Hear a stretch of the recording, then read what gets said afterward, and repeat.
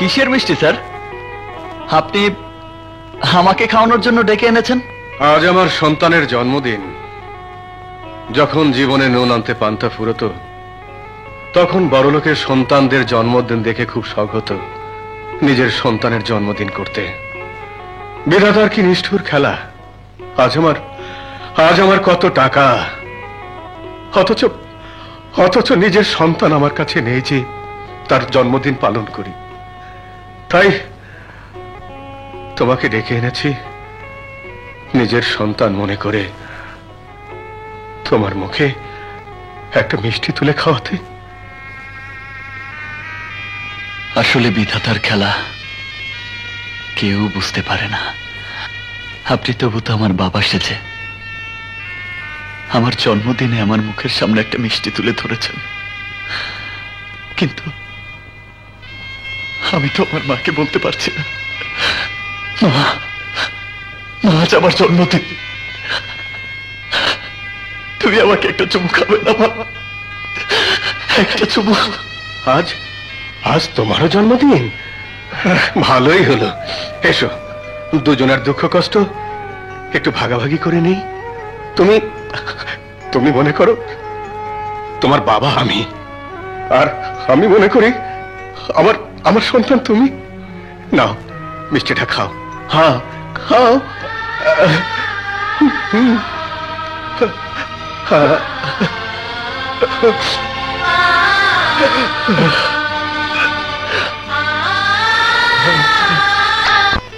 কবিতা, aunty আপনি আসুন, ভেতরে আসুন। কবিতা, তুমি তো মুন্নার বাসার ঠিকানাটা জানো, আমার সাথে একবার যাবে? আজ আমার বড় ছেলে মামুনের জন্মদিন। আমি মামুন মনে করে মুন্নার কপালে একটা আশীর্বাদী চুমু দিয়ে আসতে চাই। ঠিক আছে।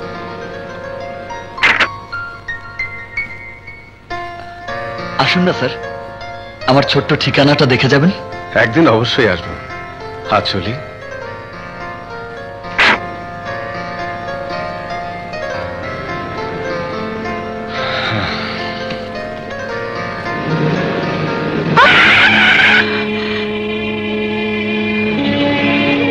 লোকটা চোখেও দেখে না নাকি?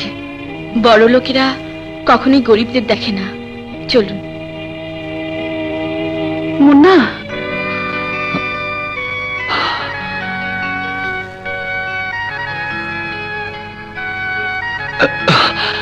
আপনি?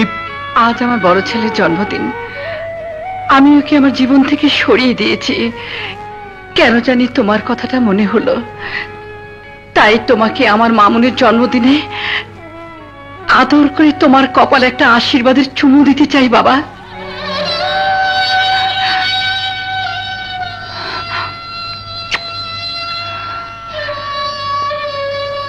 আমার মতো তুমিও খাচ্ছ? হ্যাঁ, খাচ্ছি। আমার চোখের পানি দিয়ে আপনাকে তো বোঝাতে পারবো না আমার কোন চোখের পানি ব্যথার পানি, আর কোন চোখের পানি আনন্দের পানি। চোখের পানির তো কোনো রং হয় না, তাই না? তুমি ঠিকই বলেছো বাবা। চলি মুন্না।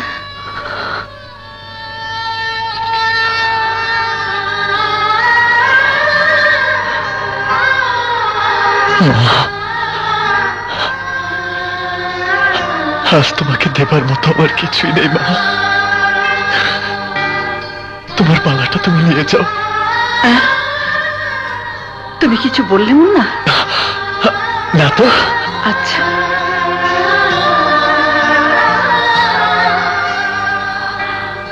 আমি সব শুনেছি, সব দেখেছি।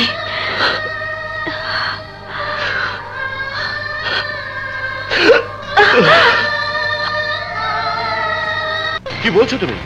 মুন্না নামের মাস্তান তোমার ইজ্জত নষ্ট করেছে? নারীর জীবনের সবচেয়ে বড় সম্পদ হলো তার ইজ্জত। সেই ইজ্জত দিয়ে কেউ কখনো মিথ্যা বলে না স্যার। আমি তাই আইনের কাছে আমার ইজ্জত হারানোর বিচার চাইতে এসেছি। আপনি যদি আইনের মানুষ হয়ে সঠিক বিচার না করেন, তাহলে আমি মনে করব আইনের মানুষও গুন্ডা মাস্তানদের মতো নষ্ট হয়ে গেছে। অসম্ভব। হয়তো আইনের 2-4 জন মানুষ নষ্ট হয়ে গেছে, কিন্তু আইনের মানুষ এখনো গুন্ডা মাস্তানদের হাতের পুতুল হয়ে যায়নি। আমি তোমাকে কথা দিচ্ছি, তুমি সঠিক বিচার পাবে। মুন্না যত বড় মাস্তান হোক, ওর পেছনে যত বড় গডফাদার থাকুক না কেন, আইন ওকে ছাড়বে না, আমিও ছাড়বো না। প্রেমা, এইবার তুই ঘৃণা করে তোর জীবন থেকে মুন্নাকে সরিয়ে দিবি, আর আমি মুন্নাকে আমার বুকে জড়িয়ে নিয়ে এতদিনের স্বপ্নকে সত্য করব।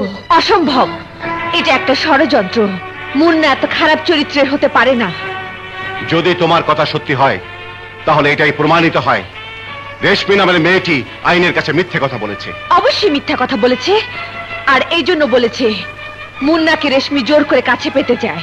যদি তাই মনে করো, তাহলে তুমি কি পারবে তোমার ভালোবাসার মানুষের জন্য নিজের ইজ্জত নিয়ে এত বড় মিথ্যে কথা বলতে? বলো, তুমি বলতে পারবে? পারবে না। কারণ একটাই, এমন কোনো নারী নেই যে নিজের ইজ্জত নিয়ে এত বড় মিথ্যে কথা বলতে পারে। তাই বলছি, মুন্না কোথায়? মুন্নার ঠিকানা বলে দাও। ইন্সপেক্টর, মুন্না আপনার পেছনে দাঁড়িয়ে। মুন্না, তুই পালিয়ে যা। জীবনে একবারই আমার মায়ের জীবন থেকে পালিয়ে এসেছি, আর আমি পালাতে চাই না প্রেমা। আমি দূরে দাঁড়িয়ে সবকিছু শুনেছি। তাহলে কি তুই বলতে চাস রেশমি তোর বিরুদ্ধে যে কথা বলেছে সব সত্যি? সত্যি না বলেই আমি আইনের কাছে ধরা দিতে চাই, কারণ ধরা না দিয়ে আমি যদি পালিয়ে বেড়াই, তাহলে চরম মিথ্যেটা চরম সত্যতে পরিণত হবে। আজ এখন পর্যন্ত আমার প্রতি তোর যে অগাধ বিশ্বাস, সে বিশ্বাসটা কাল হয়তো থাকবে না, কাচের দেয়ালের মতো ভেঙে চুরমার হয়ে যাবে। ইন্সপেক্টর, চলুন, আমাকে কোথায় নিয়ে যাবেন? আমার সাথে থানায় চলুন। চলুন।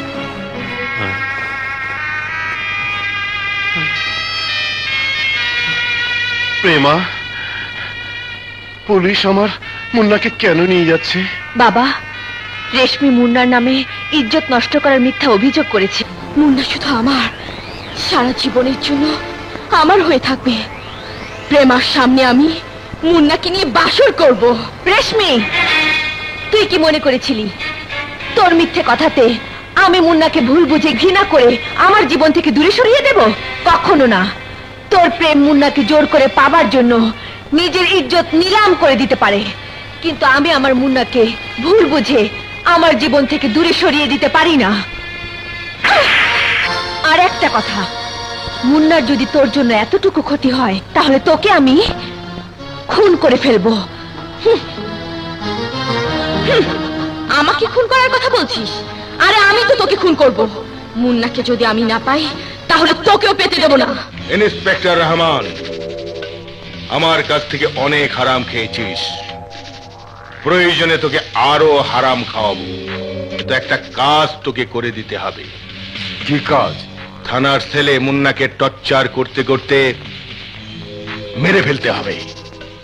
কোনো চিন্তা করবেন না আকবর ভাই, ওই হারামজাদাকে আমি এমন টর্চার করব, মরণের জন্য নিজেই চিৎকার করে বলবে, আমাকে মেরে ফেল, আমাকে মেরে ফেল। বেশি কথা না বলে ভাইজান যা বললো তাই শোনো, নইলে আমার হাতে তুমি মারা যাবে, মারা যাবে, মারা যাবে।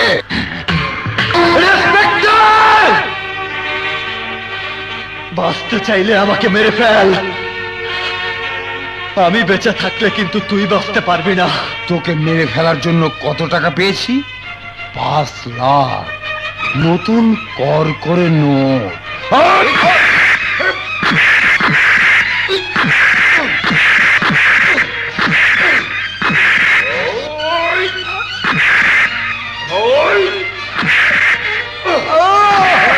ইন্সপেক্টর, এটা কসাইখানা না, থানা। থানাতে এভাবে মুন্নাকে মারার কোনো অধিকার আপনার নেই। তোর মতো মেয়ে মানুষের কাছে কি আমাকে আইন শিখতে হবে?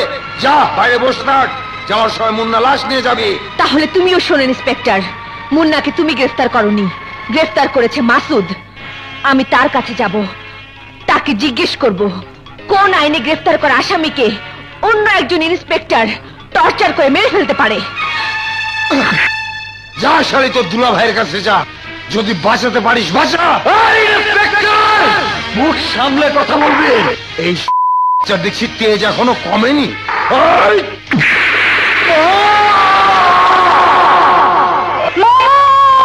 মা, মা, তোমার কি হয়েছে মা? ভাইয়ার নাম ধরে চিৎকার করে উঠলে কেন? মাসুদ, আমাকে একবার তোর থানায় নিয়ে চল বাবা। থানায় যাবে কেন? এইমাত্র আমি স্বপ্নে দেখলাম থানার পুলিশ অন্যায় ভাবে আমার মামুনকে মারছে। আমার মামুন মা মা বলে চিৎকার করছে। মা, থানায় মামুন বলে কেউ নেই। একজন আসামি আছে, ওর নাম মুন্না। কি নাম বললি ভাইয়া? মুন্না? মা, এই সেই মুন্না ভাই যে আমার জন্য পুতুল নিয়ে এসেছিল, যার মুখে তুমি থাপ্পড় মেরেছিলে। মাসুদ, তুই মুন্নাকে কেন গ্রেফতার করেছিস? কেন? মুন্না একটা মেয়েকে ধর্ষণ করেছে মা। মিথ্যে কথা। মুন্না ভাইয়া মেয়েদের ইজ্জত বাঁচাতে পারে, কিন্তু ধর্ষণ করতে পারে না। একজন গুন্ডা মাস্তানের প্রতি তোর এতটা বিশ্বাস হলো কি করে? এই বিশ্বাসের জন্ম দিয়েছে কবিতা। তুমি তোমার ভালোবাসার কবিতাকে গিয়ে বলো মুন্না ভাইয়া ধর্ষণকারী। কবিতা বলবে না। তাহলে মুন্নার সাথে কবিতারও পরিচয় আছে? এই জন্যই পরিচয়টা আছে যে গুন্ডাদের হাত থেকে কবিতাকে ওই মুন্না ভাইয়াই রক্ষা করেছিল। মাসুদ, আমার মন বলছে তুই ছেলেটাকে অন্যায়ভাবে গ্রেফতার করেছিস বাবা। ওকে তুই ছেড়ে দে। Inspector, inspector!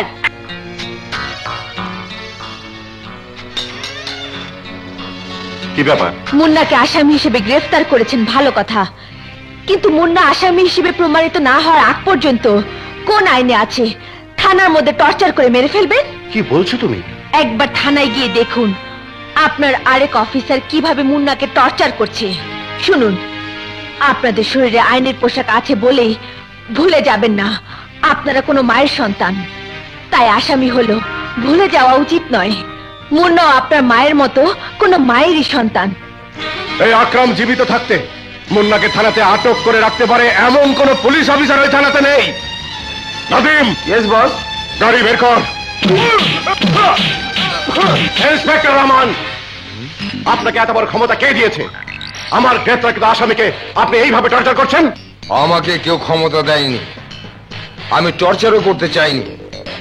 আসামি আমার সামনে আপনার মাকে গালি দিয়ে বড় বড় কথা বলছিল, আমার খুব খারাপ লেগেছিল। আসামিকে সাবধান হওয়ার কথা বললে উল্টো আমাকে আঘাত করে আমার কপাল ফাটিয়ে দিয়েছে। তাই বাধ্য হয়ে আঘাত। সব মিথ্যে কথা, এখন আপনার সামনে বানানো নাটক করছে। ঠিক আছে, কোনটা সত্য কোনটা মিথ্যা সেটা আমি আবিষ্কার করব। সেন্ট্রি, আসামিকে মেডিকেলে নিয়ে চলো।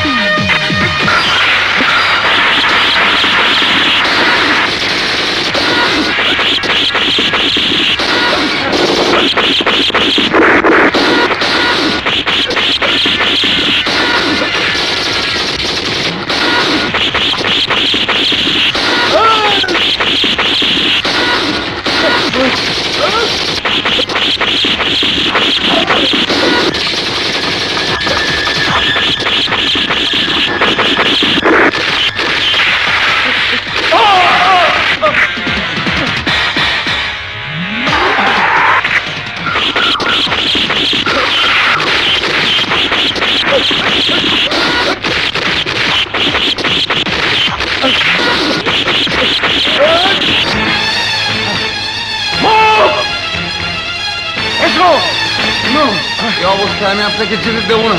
এই, ওনাকে হাসপাতালে নিয়ে যাও, আমি এদিকটা দেখছি। এই সমস্যাতে কুইক।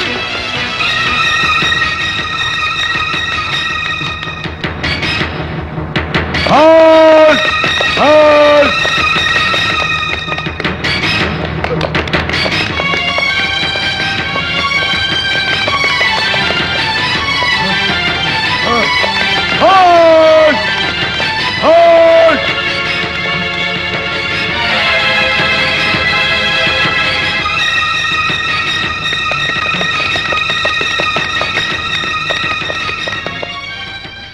নির্দোষ প্রমাণ করে দাও খোদা। তুমি আমার মুন্নাকে নির্দোষ প্রমাণ করে দাও খোদা। কে তুমি? আমার মাকে পিস্তল ধরেছো কেন? আমার পরিচয় জানার দরকার নেই। আমার পেছনে পুলিশ। পুলিশ যদি এখানে আসে তাহলে বলবে তোমাদের ঘরে কেউ প্রবেশ করেনি। আর যদি সত্যি কথা বলো তাহলে তোমার মা বাঁচবে না। আপনারা? আপনাদের বাড়িতে কোনো অপরাধী ঢুকেছে? আপনি কি পাগল হয়েছেন? অপরাধী জেনে শুনে পুলিশের ঘরে ঢুকবে? Sorry move. পুলিশকে আমি মিথ্যে কথা বলে তাড়িয়ে দিয়েছি। এবার আমার মাকে ছেড়ে দিন। আপনাকে ধন্যবাদ।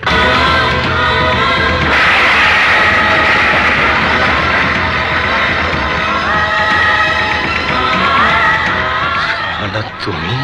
আমারই একই প্রশ্ন। তুমি তাহলে বেঁচে আছো? আমি জীবনের সাথে যুদ্ধ করে তোমাদের জন্য আজও বেঁচে আছি।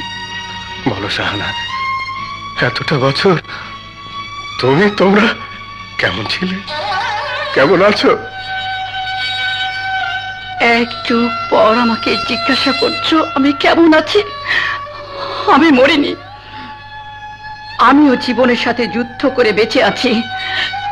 কিন্তু আজ আবার এক যুগ পর তোমাকে দেখে যত বেশি খুশি হওয়ার কথা ছিল তার চেয়ে অনেক বেশি অবাক হয়েছি। আমার সামনে আমার কি সেই স্বামী দাঁড়িয়ে, যে স্বামী শত দুঃখ কষ্টের মাঝেও আমাদের সৎ পথে বেঁচে থাকার সাহস দিত। আমার সামনে কি আমার সেই স্বামী দাঁড়িয়ে, যে স্বামী অপরাধীকে ঘৃণা করত? আমার সামনে কি আমার সেই স্বামী দাঁড়িয়ে, যে আমাকে সবসময় বলতো, শাহানা, সততা নিয়ে বেঁচে থাকার মাঝে একটা অহংকার আছে, অথচ আজ হাতে অপরাধীর পিস্তল, পুলিশ তাড়া করে। তোমার সামনে আজ সেই স্বামী দাঁড়িয়ে নেই, দাঁড়িয়ে আছে একজন অপরাধী স্বামী। যে স্বামী এক যুগ আগে তোমাকে হাসপাতালে রেখে নিখোঁজ হয়েছিল। কিন্তু আমি কেন নিখোঁজ হয়েছিলাম? কেন আজ আমার হাতে অপরাধের পিস্তল? কেন আজ পুলিশ আমাকে তাড়া করছে? সেই সত্যটা তুমি জানতে চাইবে না? জানার ইচ্ছে আমার এই জন্য নেই, যে স্বামীর জন্য আমি এতটা বছর অপেক্ষা করেছিলাম, যে স্বামীর আদেশকে জীবনে একমাত্র চলার পথে মন্ত্র মনে করে মামুনকে আমার জীবন থেকে সরিয়ে দিয়েছিলাম, যে স্বামী সততাকে পুঁজি করে শত দুঃখ কষ্টের মাঝেও সংগ্রাম করে একজনকে পুলিশ ইন্সপেক্টর করেছি। আমার সেই স্বামী আজ কত বদলে গেছে। আমি যাকে আমার বিধাতা মনে করতাম, আমার সেই বিধাতা নিজেই একজন অপরাধী হয়ে আমার সামনে দাঁড়িয়ে আছে। তাই কোনো কিছু জানার আজ আমার কোনো ইচ্ছে নেই। শুধু একটা কথা বলতে ইচ্ছে করছে, কেন তুমি এইভাবে আমার সামনে এলে? আমার বিশ্বাসের মানুষকে আমার বুকের ভিতর লালন করে অপেক্ষা করতে করতে মরে যেতাম। সেই মৃত্যু যে আমার জন্য অনেক ভালো ছিল। তুমি চলে যাও। মাসুদকে তোমার পরিচয়টা আমি দিতে চাই না। এক যুগ তুমি আমার কোনো উপকারই আসনি, অন্তত এই উপকারটুকু করো। হ্যালো বস, মুন্নাকে বাঁচাতে হলে ও পজিটিভ রক্তের প্রয়োজন। হাসপাতালে ও পজিটিভ রক্ত নেই। তুমি হাসপাতালে থাকো, রক্তের ব্যবস্থা আমি করছি।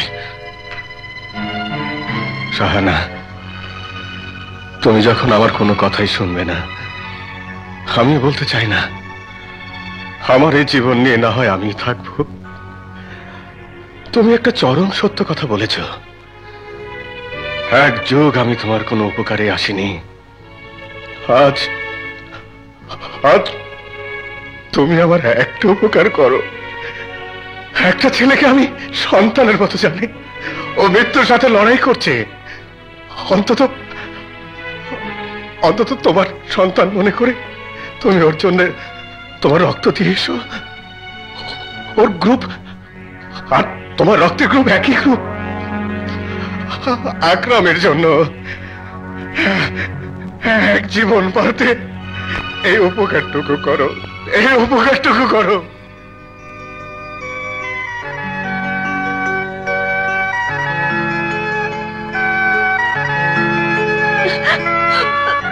তুমি কোনো চিন্তা করো না, সব ঠিক হয়ে যাবে, তোমার মুন্না বেঁচে যাবে। বিপদ কেটে গেছে, জ্ঞান ফিরলেই কথা বলতে পারবেন। মা, আপনি আপনার রক্ত দিয়ে এমন একজনের জীবন বাঁচালেন যে কিনা আপনার সন্তানের মতো। রক্ত দেবার আগে জানতাম না কার জন্য রক্ত দিতে আসছি। এখন মনে হচ্ছে আমি আমার রক্ত দিয়ে আমার এক সন্তানের জীবন বাঁচিয়ে গেলাম। খুব ভালো কাজ করেছো মা, যার জন্য নিজের সন্তানের শরীর থেকে রক্ত ছড়েছে তুমি নিজের রক্ত দিয়ে তারই জীবন বাঁচিয়ে এসেছো মা। মাসুদ, তুমি তো মুন্না মাস্তানের কাছে ঠিকই মা হয়ে এসেছো, অথচ ওই মুন্না মাস্তানকে আমি গ্রেফতার করতে না পারলে আইনের কাছে আমি অপরাধী হয়ে যাব। তুমি তো তোমার দায়িত্ব ঠিকই পালন করেছো মা, তবে একটা সত্যি কথা বলে তোমার সন্তানের দায়িত্ব পালন করতে দাও। বলো, মুন্না মাস্তান কোন ক্লিনিকে আছে?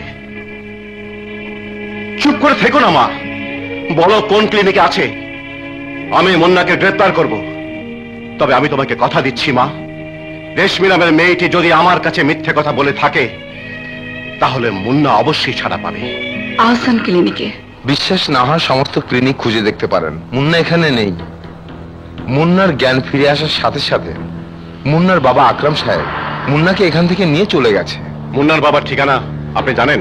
ক্লিনিকের খাতাতে একটা ঠিকানা লেখা আছে, দেখতে পারেন। এই দেখুন, এটা আমার বাড়ির ঠিকানা। আপনার বাসার ঠিকানা? হ্যাঁ। তাহলে এক কাজ করুন, যে মহিলাকে রক্ত দেবার জন্য মুন্নার বাবা ক্লিনিকে নিয়ে এসেছিল ওই মহিলাকে খুঁজে বের করে তাকে জিজ্ঞাসা করলেই হয়তো মুন্নার ঠিকানা পেয়ে যাবেন। কি বলছিস তুই? ঠিকই বলছি, মুন্নাকে ক্লিনিক থেকে সরিয়ে ফেলা হয়েছে এবং মুন্নাকে সরিয়ে নিয়ে গেছে মুন্নার বাবার নামধারী আকরাম নামে একজন, যাকে তুমি চেনো মা। আমি চিনি? হ্যাঁ হ্যাঁ, তুমি চেনো, কারণ তুমি এই মানুষটার সাথেই মুন্নার জন্য রক্ত দিতে হাসপাতালে গিয়েছিলে। বলো মা, ঠিকানাটা বলো। ঠিকানা আমি জানি না। অবশ্যই জানো, তুমি ইচ্ছে করে ঠিকানাটা গোপন করছো। তবে তুমি মনে রেখো মা, তোমার এই ঠিকানা গোপন করার কারণটা আমি আবিষ্কার করবই। মা, তুমি হয়তো বাবার ঠিকানাটা সত্যি সত্যি জানো না, কিন্তু বাবার সাথে তোমার সম্পর্কের কথাটা তো তুমি ভাইয়াকে বলতে পারতে। কি বললি? তোদের বাবা একজন অপরাধী, এই সত্যের পরিচয়টা মাসুদকে বলার পর তুই কি মনে করিস মাসুদ বিশ্বাস করত? 12 বছর পর ঘটনা চক্রে তোরই সামনে তোদের বাবার সঙ্গে আমার প্রথম দেখা হয়, বিশ্বাস করতো না। মাসুদ মনে করত তোদের বাবার সঙ্গে আমার দীর্ঘদিন ধরে যোগ আছে, তাই আমি পরিচয়টা দিতে সাহস পাইনি রে মা। দারুণ খবর দিলেন ইন্সপেক্টর, দারুণ খবর। এবার আমাকে এমন খেলা খেলতে হবে, শত্রুর নদীতে জাল ফেলে সবকটা শত্রুকে একসাথে জল দিয়ে তুলে আনতে হবে। লিটন, বলো ভাইজান। তোর প্রথম কাজ হবে রেশমিকে মেরে ফেলা, কারণ একটাই, রেশমি বেঁচে থাকলে মুন্নাকে আইনের চোখে আসামি করে রাখা যাবে না। তুই মনে করেছিলি প্রেমার জীবন থেকে সরিয়ে দেবার জন্য আইনের কাছে আমাকে চরিত্রহীন বানালেই প্রেমার জীবন থেকে আমাকে সরিয়ে দিতে পারবি, পারিসনি। এই দেখ, এই দেখ, প্রেমা তার ভালোবাসার শক্ত হাত দিয়ে আমাকে ধরে রেখেছে। রেশমি নিজের ইজ্জতের যে দাম দিতে জানে না, তাকে কেউ কোনোদিন ভালোবাসতেও কাছে আসে না। লিটন কুত্তার বাচ্চা, তোর জন্য আমি মুন্নার চোখে একটা বাজারের মেয়েতে পরিণত হয়েছি। তোকে যদি একবার আমি আমার সামনে পেতাম তাহলে তোকে আমি খুন করে ফেলতাম। এই, তুই আমাকে কি খুন করবি? আমি তোকে খুন করব? আমি? ভাইজান বলেছে তোকে খুন করতে পারলে নতুন খেলা শুরু হবে। মুন্নাকে মার, মার মুন্না, মার।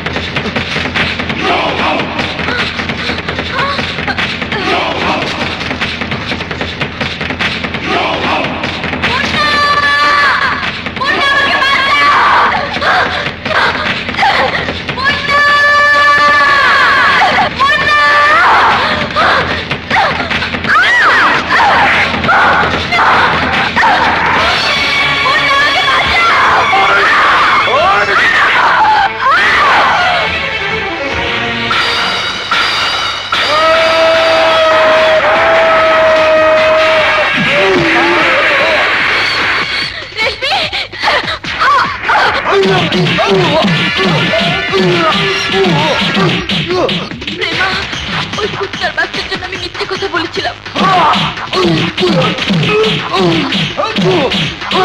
আমি পাপ করেছিলাম। তুই তোর ভালোবাসাকে নিয়ে সুখে থাকি রেশমি।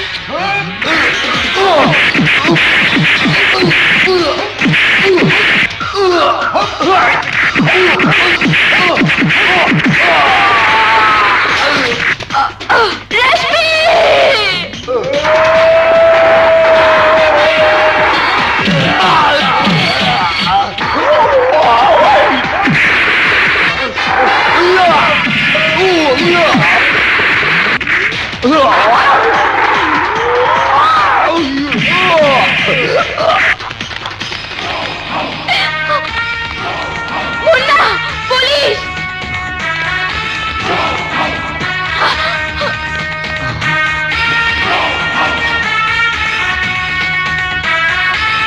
রেশমি, দেখুন স্যার, দেখুন, মুন্না শুধু আমার ভালোবাসার রেশমিকে নষ্টই করেনি, ওকে খুনও করেছে। ওকে পালাতে দেবেন না স্যার, ওকে অ্যারেস্ট করুন। তোমরা লাশটা থানা নিয়ে যাও। রেশমি, আমার রেশমি।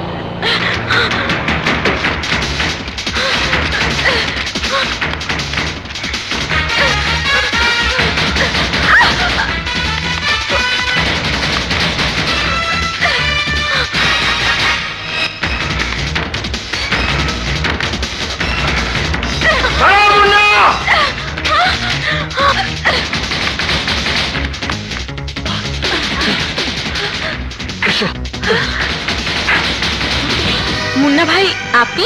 তোমাকে আমি সব বলবো, আগে আমাদের আশ্রয় দাও, পেছনে পুলিশ। আসুন, ভেতরে আসুন। এসো। মা, মুন্না ভাইকে পুলিশে তাড়া করেছে। কবিতা, দরজা খোলো। মা, তুমি মুন্না ভাইকে লুকিয়ে রাখো, আমি দেখছি। কবিতা, কবিতা, হ্যাঁ, পেয়েছি। কবিতা, আমি গোসল করছি, তুমি দাঁড়া মাসুদ, আসছি। কবিতা, তোমার ঘরে কেউ ঢুকেছে? এইমাত্র ঢুকলো। হ্যাঁ, কোথায়? এই তো আমার সামনে। আহা, কবিতা কি করছো? করছি না, এখন কিছু একটা করব। এসো। আরে, কবিতা, তোমার এই ইয়ারকি মারাটা মোটেই উচিত হয়নি। তুমি কি জানো আমি এখানে একটা আসামি ধরতে এসেছিলাম, আর তুমি কি না? আহা, তোমাকে কিছুক্ষণের জন্য আমার আসামি করে নিলাম। ও শিট! কবিতা, তোমাদের উপকারের কথা আমি কোনোদিন ভুলবো না। দেখুন স্যার, দেখুন, মুন্না আমার রেশমিকে কি নির্মম ভাবে খুন করেছে। আমি মুন্নার শাস্তি দেখতে চাই। যদি মুন্নাকে গ্রেফতার করে শাস্তি দিতে না পারেন, তাহলে মনে করব আপনি আপনার মায়ের পরকীয়া প্রেমের ফসল। তোমার এত বড় সাহস, তুমি আমার সামনে দাঁড়িয়ে আমার মাকে তুমি কলঙ্কিনী সাজাতে চাও? আমি জানি প্রতিটি সন্তানই মায়ের কলঙ্কের কথা শুনে স্থির থাকতে পারে না, কিন্তু যা সত্য আমি তাই বলেছি। আমার এই বলার ভিতর এতটুকু মিথ্যে নেই। আমার চেয়ে দারুণ খেলার উদ্বোধন করে এসেছিস। খেলা যখন শুরু হয়েছে তখন যাতে করে খেলাটা আমাদের হাতের মুঠোয় থাকে, সেই জন্যে মাসুদের প্রেমিকা আর ওর বোনকে তুলে নিয়ে আমার সি বিউতে নিয়ে যা। ওই আকরাম নামের মানুষের সঙ্গে তোমার কিসের সম্পর্ক? সম্পর্ক অবশ্যই একটা আছে, কিন্তু সেই সম্পর্কের কথা বলার সময় এখন আসেনি। সময় হলে অবশ্যই বলবো। বলার সময় তোমার কখনোই আসবে না, কারণ মা হয়ে সন্তানের কাছে কি করে বলবে আকরাম আর তোমার পরকীয়া প্রেমের সম্পর্কের কথা? কি করে বলবে ওই পরকীয়া প্রেমের ফসল হলো মুন্না মাস্তান? আজ আমার ভাবতে কষ্ট হচ্ছে আমার মা কলঙ্কিনী। আমার ভাবতে কষ্ট হচ্ছে আমার মা মুখে সততার কথা বলে তার অসৎ পথের উপার্জন দিয়ে আমাকে বড় করেছে। তুমি আমাকে আরো মারো, আমি এই কষ্ট নিয়ে, এই যন্ত্রণা নিয়ে আমি বেঁচে থাকতে চাই না। তোর ভয় লাগে, সন্তান হয়ে মাকে এত বড় অপবাদ দিস নে। আমি আমি মা হয়ে তোর পায়ে ধরে বলছি আমি কলঙ্কিনী নই। তুই কোন মাকে কলঙ্কিনী বলেছিস? যে মা তোকে গর্ভে ধারণ করে পৃথিবী দেখিয়েছে। তুই কোন মাকে কলঙ্কিনী বলেছিস? যে মা কষ্ট করে তোকে এত বড় করেছে। তুই কোন মাকে কলঙ্কিনী বলেছিস? যে মা নিজের সুখের কথা ভাবেনি, শুধু তোর কথা ভেবেছে, শুধু তোর কথা। মায়ের স্নেহ, মমতা, ভালোবাসা কি জিনিস তুই কাছে থেকেও বুঝতে পারিসনি। তাই যে মায়ের জন্য হাসতে হাসতে নিজের জীবন দেওয়া উচিত, সেই মমতাময়ী মাকে তুই কলঙ্কিনী বলেছিস। তোর মতো অকৃতজ্ঞ সন্তানের বেঁচে থাকার কোনো অধিকার নেই। আমি তোকে মেরেই ফেলবো। আমি তোকে ছেড়ে বলছি, আমার সন্তানকে মারার অধিকার তোকে কে দিয়েছে? আপনি দিয়েছেন, আপনি। দেবা, চুপ কর প্রেমা। আজ আমার মুখ বন্ধ করতে পারবি না। আজ আমি সব বলে দেব। কে তুই? কোন অধিকারে তুই আঘাত করেছিস? মা, মুন্না হলো আপনারই সন্তান, মামুন।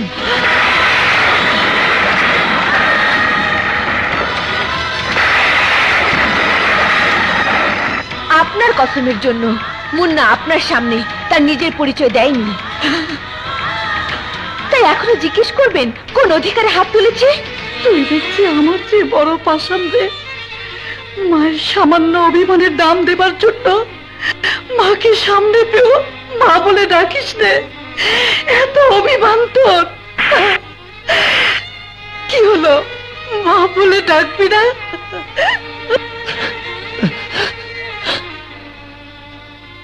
মা,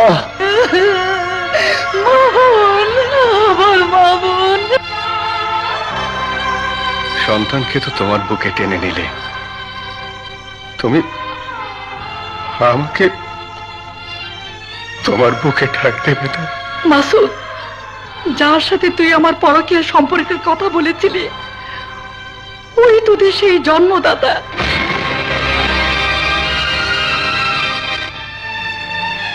আকবর সেটা আমাকে মিথ্যে খুনের আসামি সাজিয়ে জেলে পাঠিয়েছিল। আমাকে বলেছিল আমি তার অপরাধের সাজা নিয়ে জেলে গেলে তোদের মানুষের মতো মানুষ করে তুলবে। দারিদ্রতার অভাবের কারণে তোদের ভবিষ্যৎ গড়ার জন্য, তোদের এই মায়ের জীবন বাঁচানোর জন্য আমি খুন না করেও খুনি সেজে 12টি বছর জেল কেটে এসেছি। জেল থেকে বের হয়ে যখন আকবর শেঠের সাথে দেখা করতে যাই তোদের সন্ধান জানার জন্য, তখন আকবর শেঠ আমাকে লাথি মেরে বের করে দেয়। আমি তখন বুঝতে পারলাম আকবর শেঠ আমার সাথে বেঈমানি করেছে। প্রতিশোধের নেশায় আমি জ্বলে উঠলাম। তারপর আজকের এই আকরামে পরিণত হলাম। বাবা, বাবা। হ্যালো, তোর মেয়ে এখন আমার কাছে। আকবর, যদি মেয়ের ইজ্জত আর জীবন বাঁচাতে চাস তাহলে সোজা একা আকবর শেঠ সি ভিউতে চলে আয়। আকবর!